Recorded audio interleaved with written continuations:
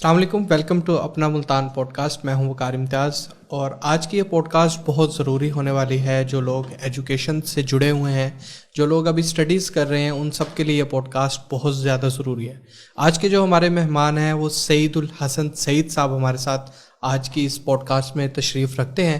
اور اگر میں ان کی بات کروں، ان کا تھوڑا سا تعارف اگر میں کرواؤں تو تعارف کے اندر اتنا یہ ہے کہ انہوں نے پاکستان کے اندر نہ صرف بلکہ پاکستان سے باہر بھی ایجوکیشن سیکٹر کے لیے بہت زیادہ کام کیا ہے. اور الحمدللہ ماشاءاللہ سے یہ اتنی مہارت رکھتے ہیں تعلیم کے اندر، ایجوکیشن سیکٹر کے اندر، کہ اگر ہم ان سے گفتگو کریں تو ان کے پاس الفاظ نہیں ختم ہوتے اور ہر چیز کا ایکسپیرینس ان کے پاس موجود ہے. تو آج ہم ان سے گفتگو کا سلسلہ یہ جوڑتے ہیں.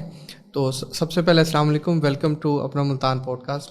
وعلیکم السلام وقار امتیاز صاحب، کیسے ہیں آپ؟ ٹھیک ہیں؟ الحمدللہ. آپ ٹھیک ہیں؟ الحمدللہ. میں سب سے پہلے تو آپ کا یعنی وقار امتیاز صاحب کا مشکور ہوں، اور آپ کے اس معروف پلیٹ فارم اپنا ملتان کمیونٹی کا بھی شکر گزار ہوں کہ انہوں نے مجھے اپنے اس انتہائی موضوع کے اوپر اپنے تجربات شیئر کرنے کا موقع فراہم کیا. اچھا، تو سب سے پہلے میرا سوال آپ سے جو ہے، میں آپ سے آپ کا انٹرو جاننا چاہوں گا، کیونکہ میں نے جو انٹروڈکشن دیا ہے وہ ایک اور چیز ہے. سب سے پہلے آپ اپنے بارے میں تھوڑا انٹروڈکشن کروا دیں ہمیں، تاکہ جو دیکھنے والی آڈینس ہے ان کو پتہ چل جائے کہ آپ ایجوکیشن کے اندر کتنی امپورٹنس رکھتے ہیں اور کیا کیا آپ نے رول پلے کیا. وقار امتیاز صاحب، میری جو تعلیمی میدان میں میرا جو سفر ہے وہ 2001 سے شروع ہوتا ہے. ٹھیک ہے.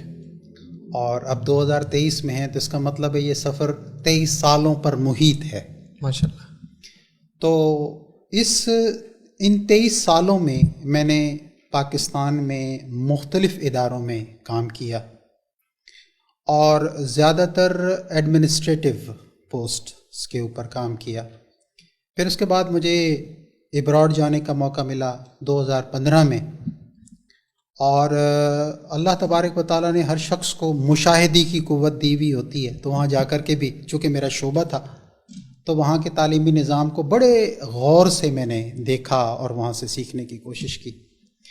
پھر اس کے بعد پھر پاکستان کے مختلف شہروں میں ایک چین اپ اسکول کے ساتھ منسلک تھا.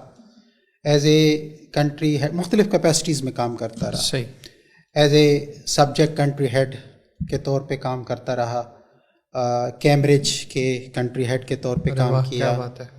پھر اس کے بعد اسی فاؤنڈیشن میں کچھ پیدا ہوئی، افرادی قوت کی قلت پیدا ہوئی، تو اس دوران پھر مجھے ایز اے پرنسپل مختلف شہروں میں ٹرانسفر کیا گیا. میں پشاور میں بھی رہا، اور آخری 5 سال میں نے ابراڈ جانے سے پہلے ملتان میں ایز اے پرنسپل یہاں بوسن روڈ برانچ میں گزارے. پھر اس کے بعد 2018 کے آخر میں دسمبر میں میں پھر افریقہ چلا گیا. صحیح.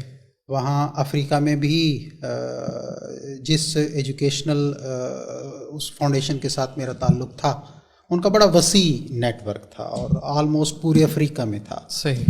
تو وہ ایک انٹرنیشنل ایکسپوجر تھا.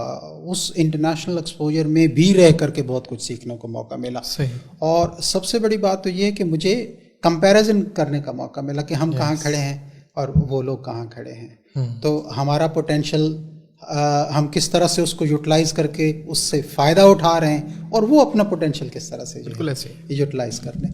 لیکن یہ کہ بس انفارچونیٹلی ابھی ریسنٹلی کچھ ہیلتھ کے ایشوز ہونے کی وجہ سے پھر مجھے پاکستان واپس آنا پڑا، اور nowadays I'm in Pakistan.